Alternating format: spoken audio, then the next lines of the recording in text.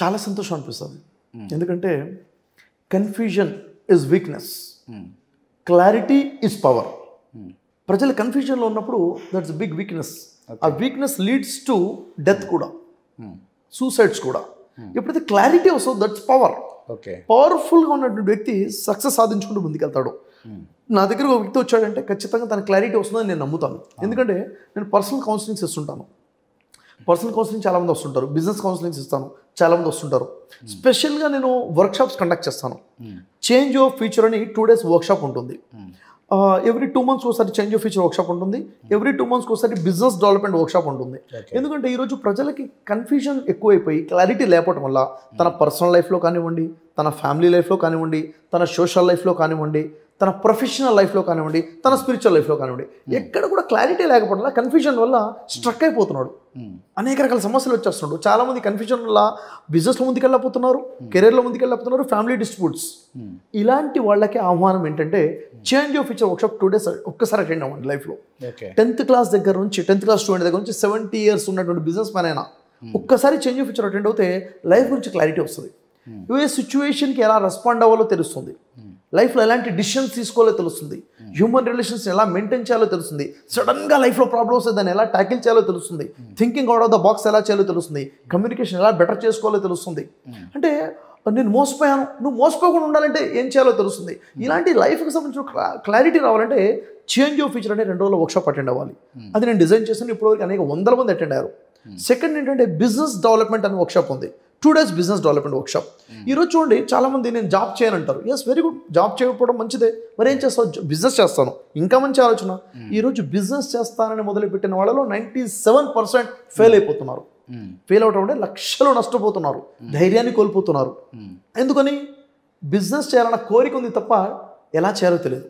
Business అంటే ఏంటి, marketing ఎట్లా చేయాలి, సేల్స్ ఎట్లా ఉంటాయి, టీంని ఎలా బిల్డ్ చేసుకోవాలి, బిజినెస్ ఎలా R&D చేయాలి, ఎలా ముందుకు తీసుకెళ్ళాలి, క్లారిటీ లేకపోవడం వల్ల బిజినెస్ లాస్ అయిపోతున్నారు. అంటే బిజినెస్ పెట్టి లేపేస్తామని అనుకుంటారని చెప్పి అప్పులతో నడిపేవాళ్ళు కూడా చాలా మంది ఉన్నారు.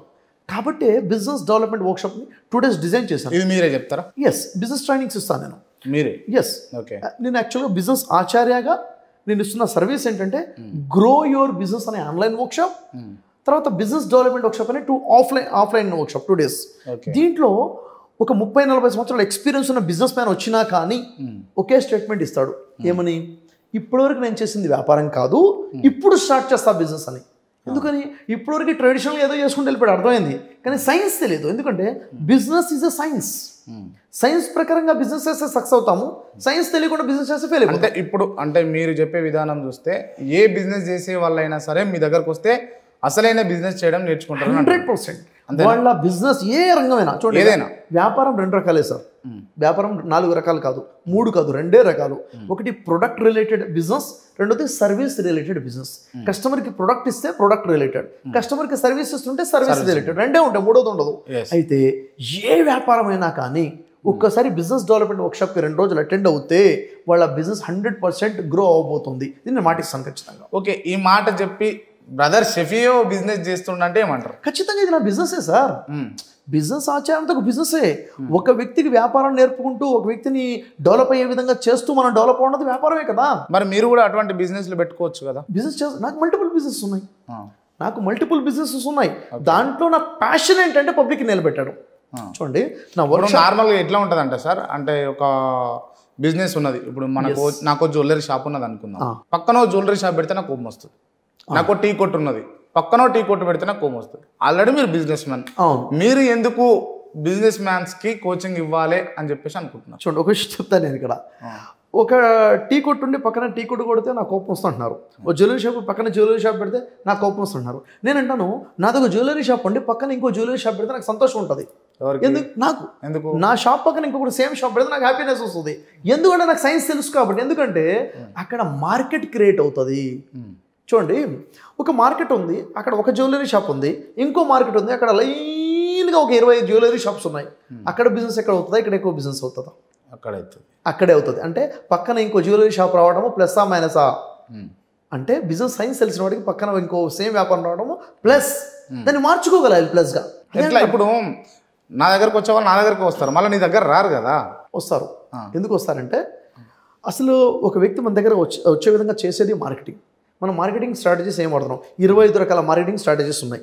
నేను చేసేది ఒకటే, ఇంకా 24 నేను చేయట్లేదు కదా, ఎందుకు నాకు సైన్స్ తెలియదు కాబట్టి. అదే నేను ట్రైనింగ్ తీసుకుంటే, అవునా లేదా? ట్రైనింగ్ తీసుకుంటే 24 రకాలు నేను చేయొచ్చు. అంటే నా క్లయింట్ నా దగ్గర నిలబెట్టమే కాకుండా నాకు తెలియని వ్యక్తి కూడా నా క్లయింట్గా వస్తాడు.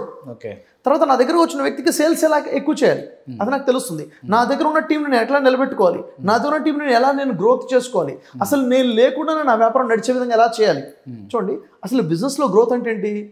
బిజినెస్లో గ్రోత్ అంటే బిజినెస్ ఓనర్ లేకుండానే వ్యాపారం నడవడమే గ్రోత్. బిజినెస్ ఓనర్ ఉంటేనే వ్యాపారం నడుస్తుందంటే that is not a growth in the business.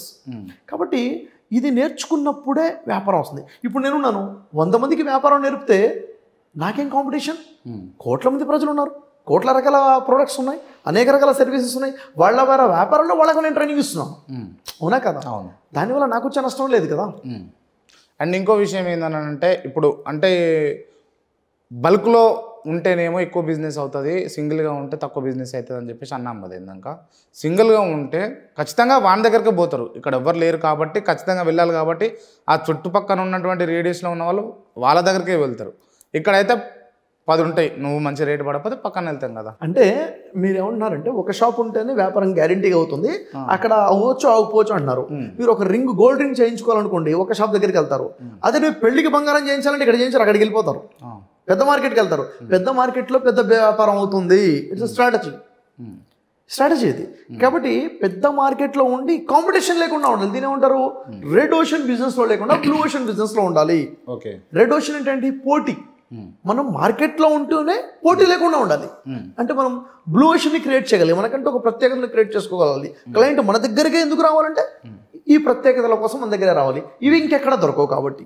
అలాంటి బ్లూ ఓషన్ మనం ప్రతి వ్యాపారంలో బిల్డ్ చేయొచ్చు. మనం ఏ వ్యాపారంలో కూడా మనం బ్లూ ఓషన్ స్ట్రాటజీని బిల్డ్ చేయొచ్చు. అదే బిజినెస్ వర్క్షాప్లో మనం ట్రైనింగ్ ఇస్తాం.